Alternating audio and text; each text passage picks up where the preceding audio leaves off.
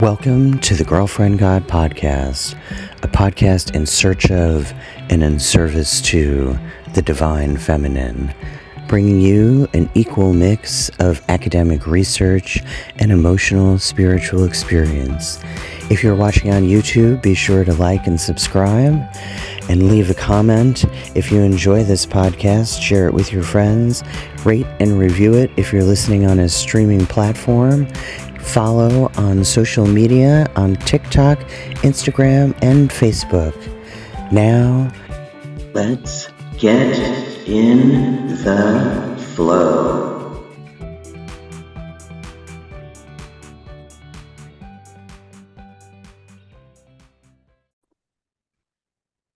Okay.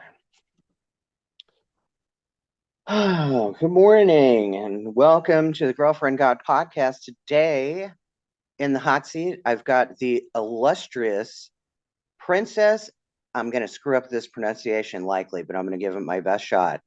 Princess O'Nika Auguste. Is that correct? It's Auguste. You got the middle name right, but it's Auguste. Princess O'Nika Auguste. Okay.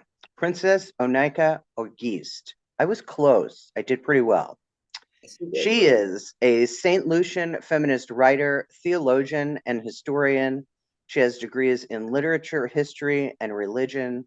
She also has certification in public history, ancient history, medieval history, and medieval religion.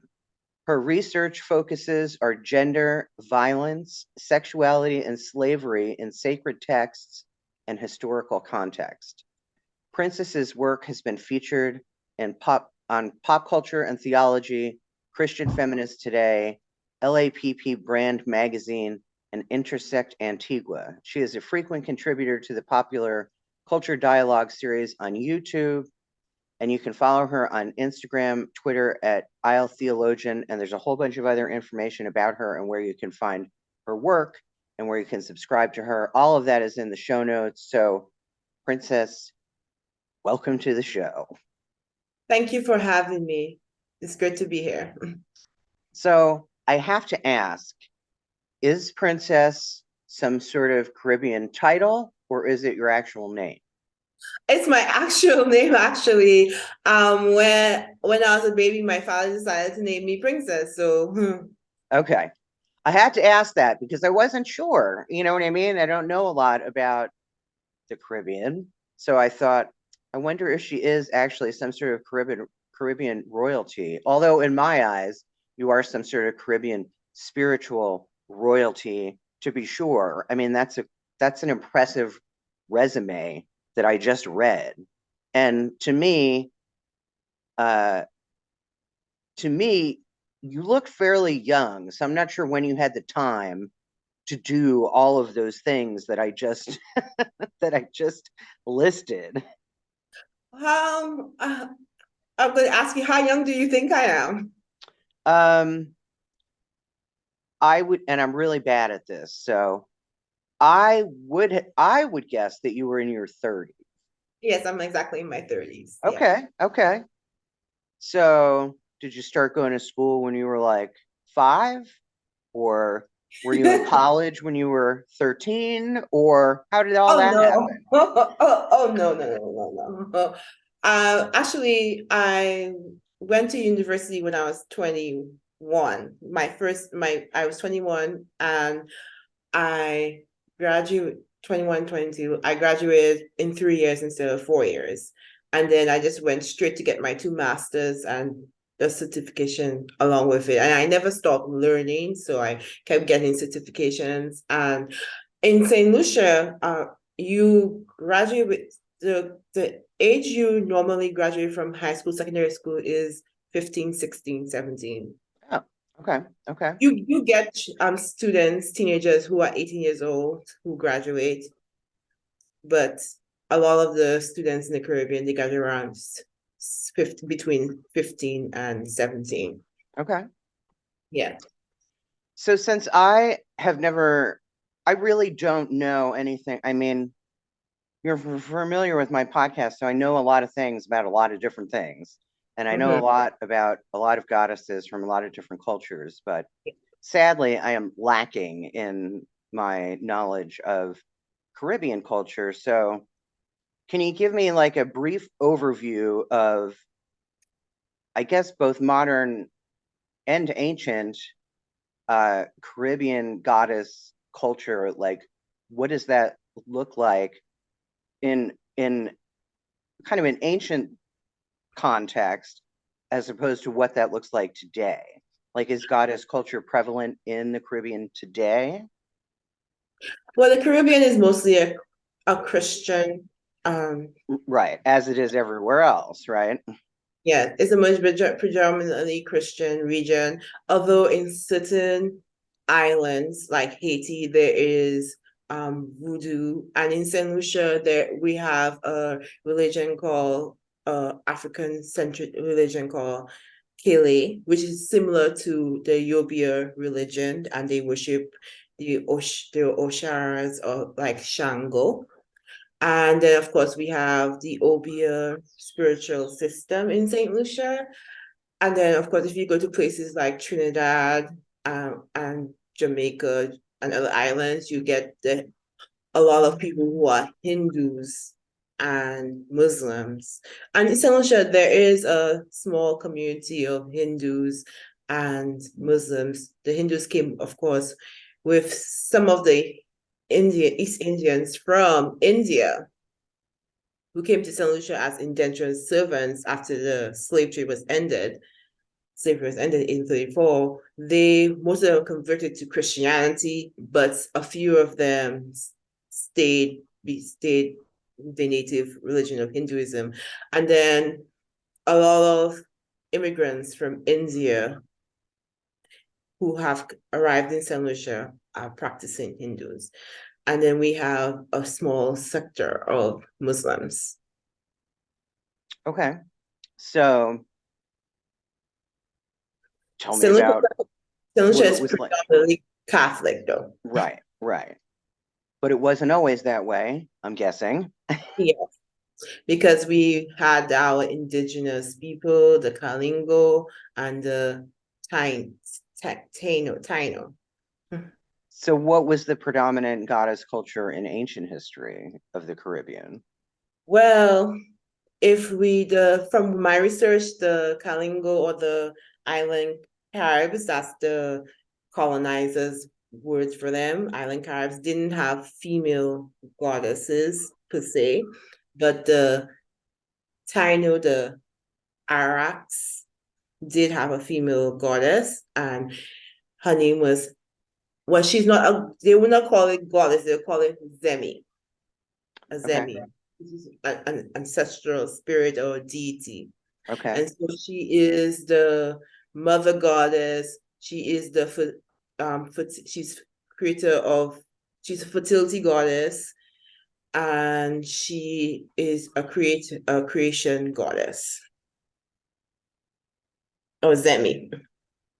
okay, But you will get her a lot of information about her from the Greater Antilles, like Dominican Republic, Puerto Rico, because the they had more Tainos than Saint Lucia at the time. okay. So, how do you, well, I guess because we didn't talk about this before we scheduled our recording. Like, where are your, I mean, I know a little bit about you by following your content, which is how I find all the people that I asked to come on the show in the first place. But let's talk a little bit about what your personal beliefs are within that context. Like, do you uh, work with, pray to, worship a goddess? What does that practice look like in your daily life? Do you belong to a community of people who are practicing such things in the Caribbean in secret? Is there some sort of secret sisterhood? What does that look like in your life in the Caribbean? Well, my personal life, I was raised Roman Catholic, And Weren't we so, all? yeah, well, I mean, if you in other parts of if you're in other parts of the world or in other parts of Saint Lucia, you probably be a Protestant, Seventh-day Adventist, or Right, right. I was I was raised Roman Catholic. I was raised Catholic too, so I can relate to that experience. And I found it, I always found it weird that the Catholicism places so much emphasis on the Blessed Virgin Mother, but it's still a very patriarchal religion Right. in a lot of its doctrine. But that's what goddess worshippers are drawn to, those of us who were raised Catholic. I've had a Yes. lot of people on the show, and we always talk about how we couldn't get with Jesus, but we were fascinated with the Virgin Mary. Yes, I don't mind Jesus per se. No, me neither. Yeah, I don't mind him per se, but I'm more interested in his mother. I do, if I don't say if I don't say a prayer to Jesus, I basically say my Hail Marys or say whatever prayers or honors I have to Mary.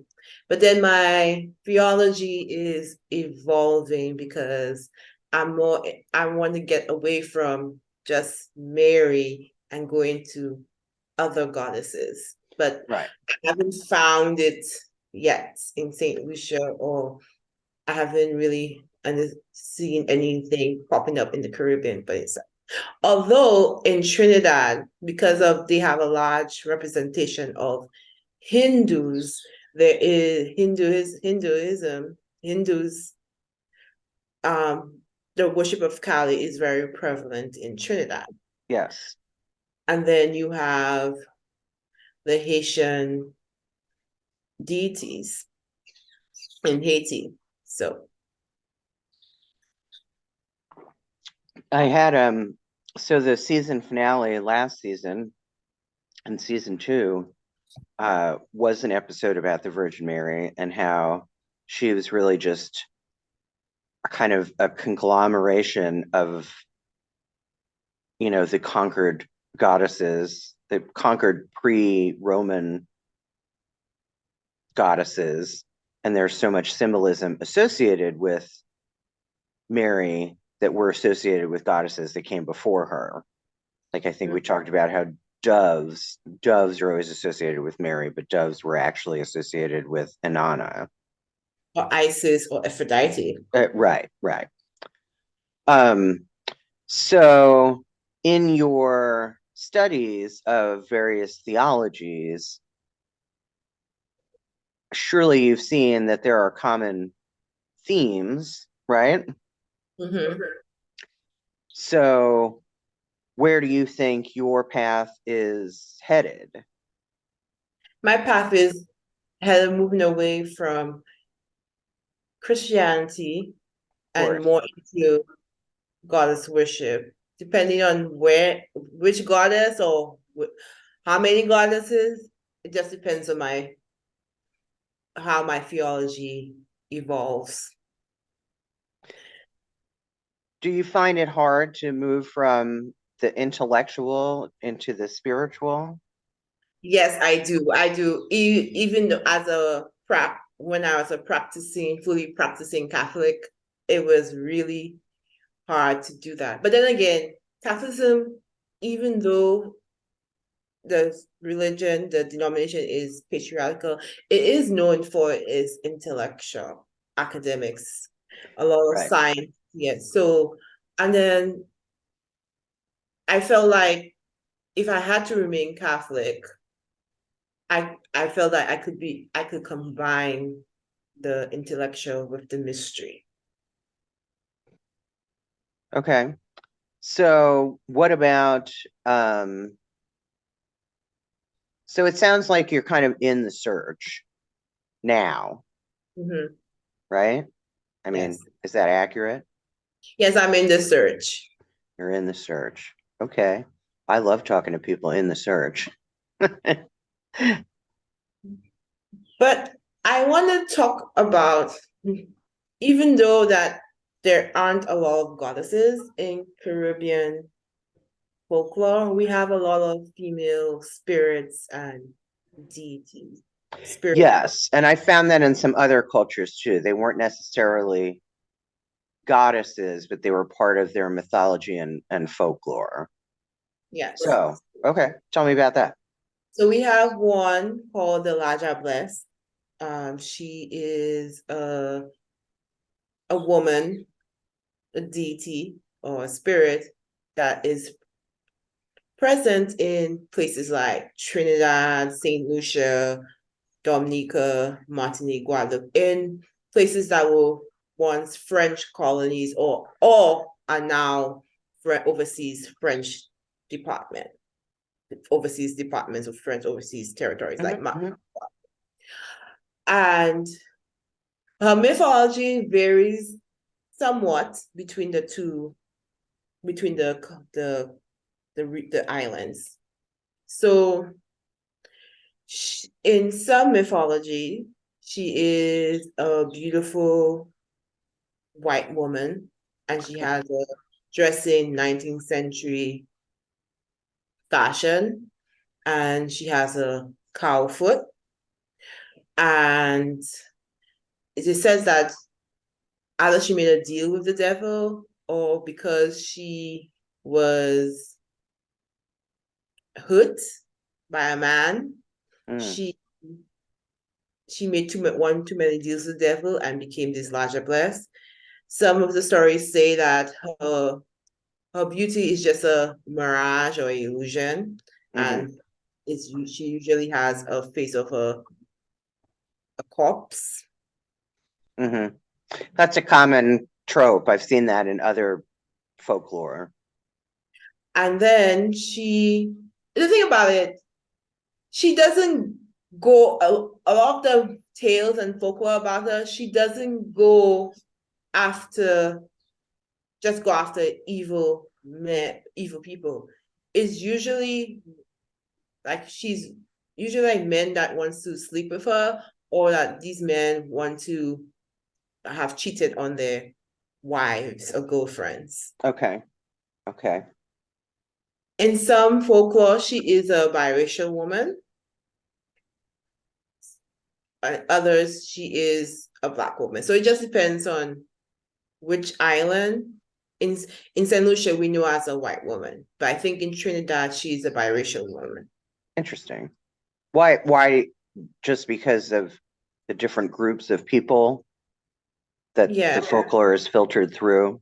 Yes. Okay.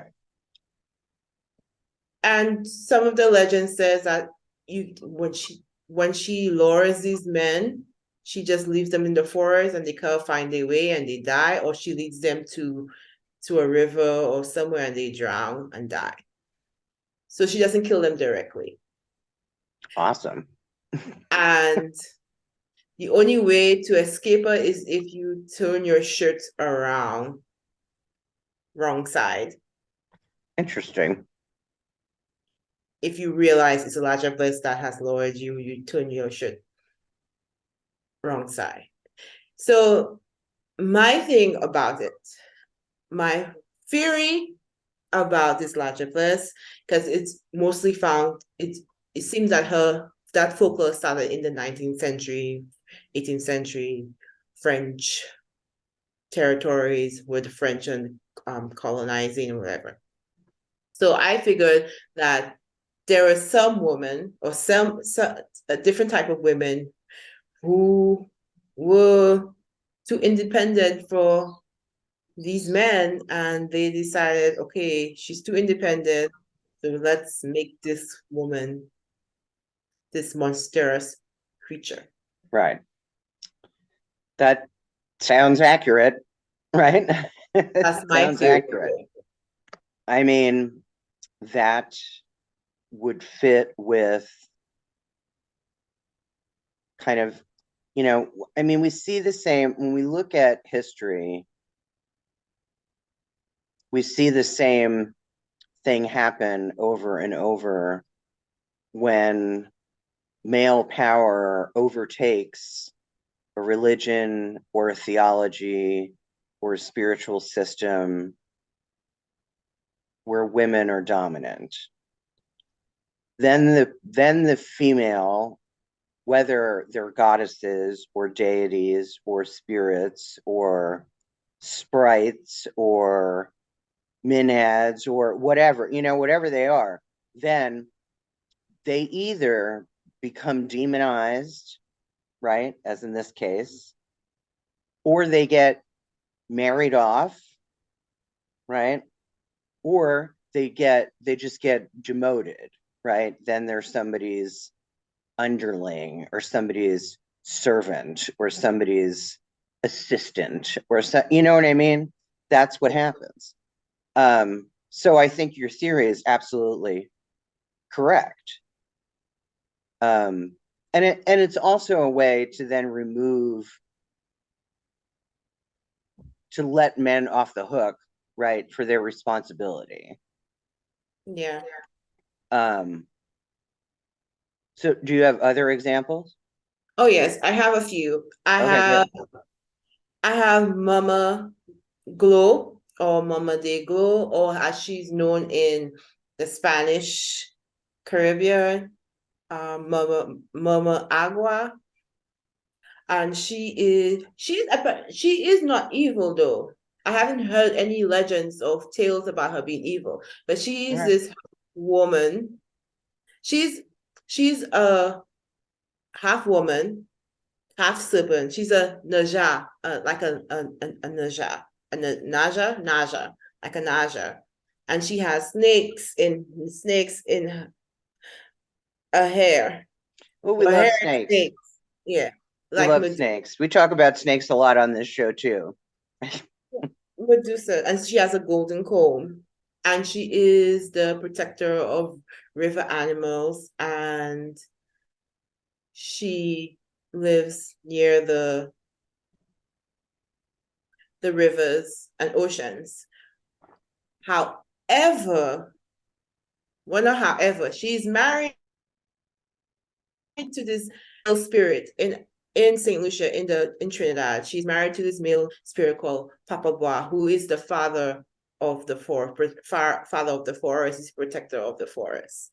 So there isn't anything in all the legends I've read about her, there isn't anything evil about her. But she's an interesting deity or spirit because she is one of she's a deity or spirit that is across almost all the Caribbean islands, but she's just called different names. It makes sense to me that there would be feminine deities shared by all of them, and that they would have to do with water. Yes. Right? That makes, that's logical. Okay. Who else? I want to talk about Mama Go a little more too. Okay. She is, I think, my theory is that she's a mixture of Hindu mythology, European mythology, and African mythology, which with all the islands having her different calling different names makes sense. And because the Naja is in Hinduism over in India, they're half human and half serpent. Right. And also protector of the forests and rivers and lakes. And then in Europe, there is this female deity that is associated with the forest. I forgot her name now. I just her name, but she is half serpent, half woman, and then in Africa you have the same thing. So when all three ethnic groups met, that mythology came together, and we got the Caribbean version of the mythology. But that's my theory. So then we have one called the Sukuyo. Hey, I She's very, read about this one, I think. you did? What do you know about her? I don't remember. Please don't quiz me. I just Just want tell to me. so she's she's like a vampire kind of thing. Like a But she succubus, right? no, that's a mashimwe. Okay. We have different. Okay. Okay. Okay. So a sukayo is she is prevalent in Dominica, Saint-Lucia, Trinidad, Guadeloupe. This is all former French colonies and French overseas territories. It's part of our folklore. And she's even in Louisiana, Oh, okay. again, because of the French influence. Right. So a sukio is a shape shifter. Her human body, she appears to be this old, reclusive woman. And by day and by night, she strips her skin and puts on a mortar. Well, it's kind of she in her true form, she's like a fireball. And she flies across the sky in search of her victim.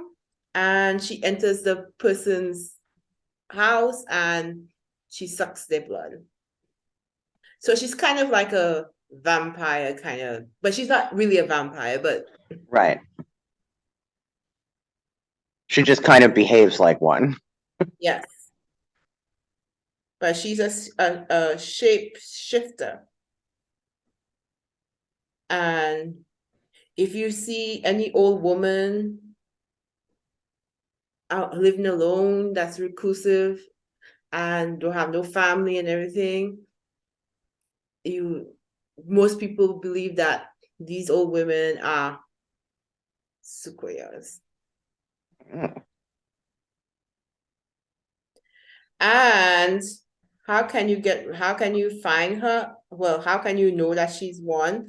Well, you can capture the suki, you can try to find if you suspect this old woman next door is a sukayo, you have to find her skin or burn it or hide it. And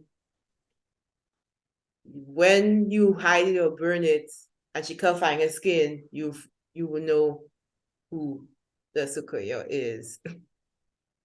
Okay. What happens? I can't remember the exact legend, but I think because she couldn't, if you burn the skin, that just makes her disappear. Or Oh. if she cannot find her skin, she has nowhere to go. But So what's her purpose? her purpose is to suck people's blood. Okay. But what does Hence why she get out of that? Is that what keeps her alive? I would think so. Yes. Okay. Okay. Interesting. So, like you were saying, I mean, if you look at enough mythology, we see the same tropes over and over again, right? We see the same symbols, we see the same archetypes, right? This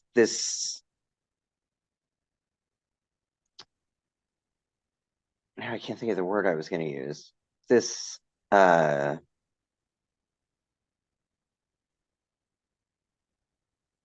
well, I don't know what word I was going to use. No, this I don't know, doesn't matter. But anyway, so let me ask you this. I don't know how much of my show that you've listened to, but I have this diamond head god theory because I have been calling myself for a while now a monotheist because I believe I have what I call the diamond head god theory. And I want to know if you're on board with that or not. The what? The diamond? I call it the diamond head god Mm-hmm. theory. And what I mean by that is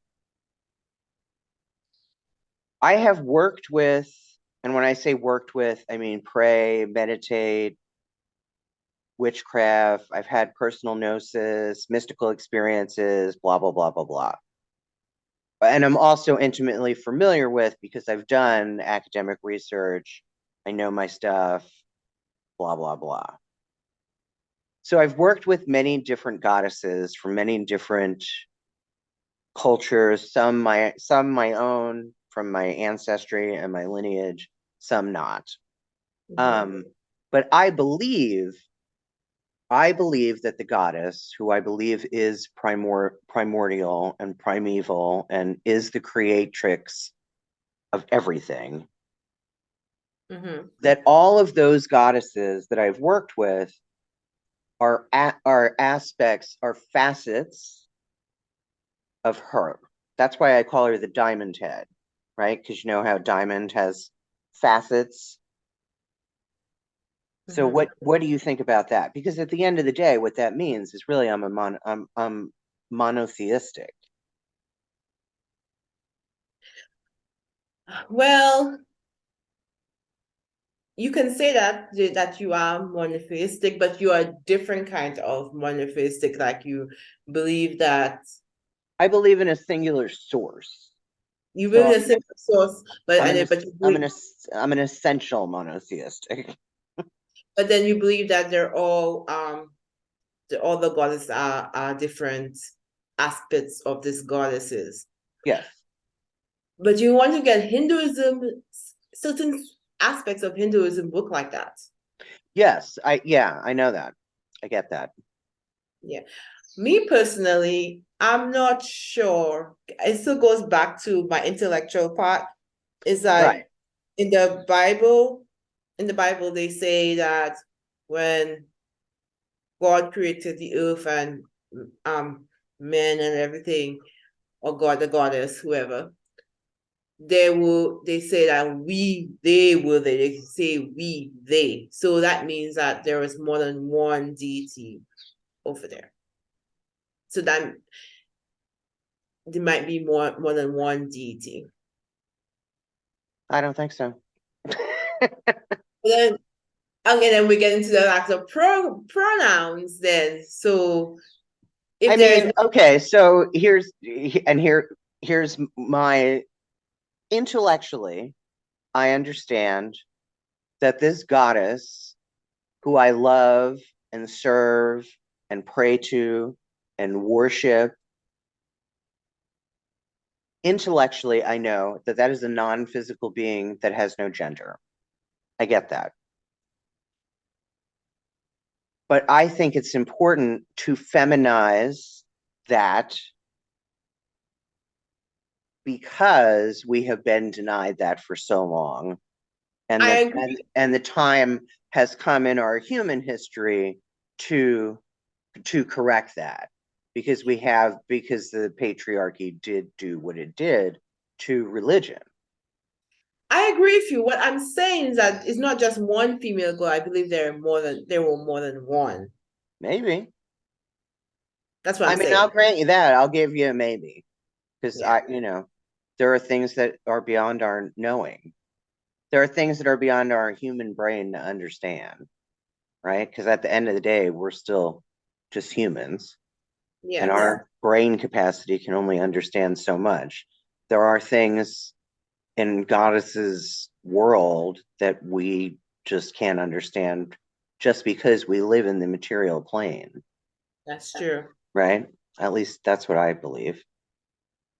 Well, I'm more of going to be a worshiper of more than one goddess. That's when I believe there's more than one goddess. Okay. And that's okay. Yeah, and That's that's the okay. beauty of spirituality. Everybody gets to believe what they want. As long as it's working for you, Mm-hmm. you know what I mean? To each their own. But I do want to talk about another goddess in the Yoruba religion, which is Okay. in all of the Caribbean places in Santa Marina and all these other African retention Sure, religions. sure. Oshan, who's the Oshura of love and fertility and sexuality and water and purity. She's married to Shango, the thunder god. And this is Oshun, Oshun. Yes. This one I've heard of. And there's Oya. Oya, she is a warrior goddess. And she does she is also married to Shango, but Oshan is his favorite wife. And but Well, if you're going to be a wife, at least be the favorite, right? she is the goddess of Oshar. Oshar. She is not a god. They don't call her them goddesses. They are Right. Oshars. She's a Oshar, a warrior Oshar, and she is she's associated with thunder and lightning. Cool. And imagine that Zeus in Greek mythology, Odin in Norse mythology is associated with thunder and lightning and the sky, but Right. this African retention religion, she is the one that is the thunder and lightning that is associated with. I think a goddess should be associated with thunder and lightning. How about you? Yeah, yes, I agree with that. But on the other hand, men are angry. No, we can be angry too, and there's We nothing can be wrong. angry, but I think men are more angry in general. Except not right now. We're pretty angry. Yes. And rightfully so. But I don't think thunder and lightning are necessarily bad things. No, I don't think so either. I think it's just another expression of energy. Mhm. And then there's Yama, Yama. She is the Yobia goddess of the ocean, and she's depicted as a mermaid. You're going to have to email me how to spell all of these. Oh, no problem, no So problem. that I can put them in the show notes, because I guarantee you that people that are listening to this are going to want to look things up, and they're going to have no idea how to spell them, just as I do.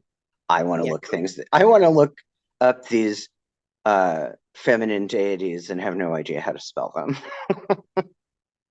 So we have these, and then we do have mermaids in the Caribbean, but mostly they are focused in Tobago, the island of Tobago. You know, Trinidad and Tobago is a twin island republic. So Tobago, they of course obviously are half women, half fish, and live of course in the sea. But they don't, how you call it? They're not a danger to people, Right, and right. they As in some mythology, they're evil, or yeah. they are out to destroy men or kill men or whatever, like the sirens. Yes. The sirens were not originally mermaids. They are fish. They were birds. Right, right, And they do take people underwater, but they don't drown them. The people live underwater with them. right, right. You're And really then, low. You're really low on the screen. oh, There you sorry. go. That's better. And we have fairy maidens in the Caribbean. Ooh. They are like water spirits. They're not mermaids, but they are water spirits. And they live in caves with water, rivers, ponds, So whatever. so they're like forest sprites, but in the water. Yes. What do And they they, do? Like, what's their purpose? well, they're there to mate with the mermaid. The mermen usually mate with them. Okay. Yes. And then of course, we have, I said Atabe, which is a Tenno goddess of fertility. Um, she is a mother goddess, and when they translate her into current mythology, she's associated with Enya, Aphrodite, and Rhea, all the European goddesses of fertility and love. Okay. Yeah. So there's quite a few. There's quite a few goddesses and female spirits. In the Caribbean. Well, that's Yes. cool. That's cool. So, do you see that? Is there, first of all, how long have you been in the Caribbean? Were you born there? I was born in Saint Lucia. I mean, that's my home, So you've been Caribbean. there your whole life. Yes. Except for So, a different time period where I was away at college, at right, university. right. Um, so have you seen the general, spiritual vibe there change over the years? I wouldn't say it's changed over the years. It's still very predominantly Christian, and it's still very predominantly, like, if you talk about Obia or Santeria or voodoo, they'll think that it's evil. Yeah.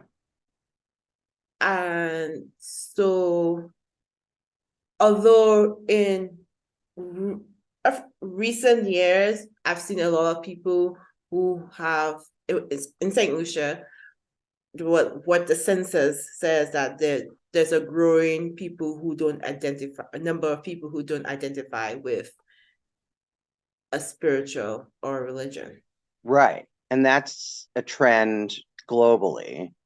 More and more people are identifying as other, right? When you fill out those questionnaires of, Christian, Jewish, pagan, Hindu, whatever, they're checking the box that says other, or people are identifying as atheists.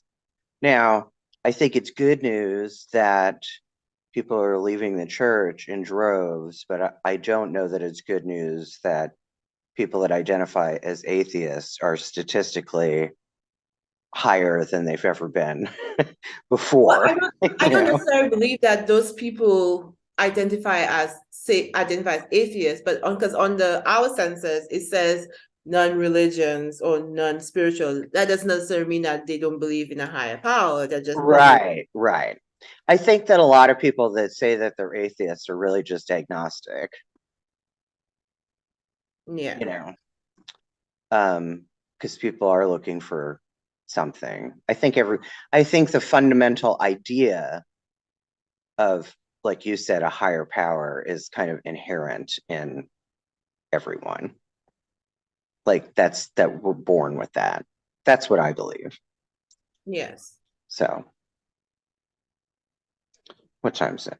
All right, it's 10:52. Anything else you're dying to talk about? Well, I'm writing a companion booklet for this, so Okay. we'll get more goddesses and female spirits when it comes. Okay. Good. I like having people on the show more than once. So once you've written that, Mhm. you can come back and we can talk about that. Okay. But it's been really interesting to hear about. Like I said, this is just an area of the world that I guess I just haven't gotten to yet, right? I mean, I only have so much time, but I'm always interested in, well, and I bet that because St. Lucia is also like tourists come to St. Lucia, right? Yes, for honeymoon, weddings, we just had our Saint Lucia Jazz Festival, and Oh, so there's a people, St. Lucia Jazz Festival. Like, is that a big thing? Do people come from all over the world? yes, that is a big thing, major big thing in Saint Okay. Lucia. So I bet there are a small segment of tourists that look for the voodoo aspect of St. Lucia when they're there. Well, we don't. Our religious spirit, African retention religions are not voodoo. That's Haitian. You get that if there should be people who practice voodoo because they're Haitians in Saint Lucia. But Right. our spiritual aspects is not our spiritual aspect, but our African retention spiritual aspects are Obia and Kele. Although So, I don't know if anybody practices Kele anymore, because everyone have spoken to what I spoken to said that it was going on strong until around the 70s and 80s, and then the government, the Catholic Church, with the help of the government, banned it, and it died out. Although I've been told that people it was trying to they were trying to remerge it, but nothing. That was before COVID, but I haven't heard I was anything going to yet. say, so are you interested in that, in reviving that spirituality in St. Lucia? Well, they are more focused on the male Yobia gods. Well, that's because they don't have someone like you at the meetings going, hey, now, what about this? I mean, True. isn't that how we make change? Is people like us get involved in things like that and say, now, wait a minute. I I mean, agree. we have to be the change makers because if not us, then who? Right? That is true. We have to be the change. It's just that I haven't heard anything about meetings or anything like that, because it's I think it was died out before I was born or something. So I was talking to someone earlier today and I asked them about the future of feminist spirituality. And she essentially said,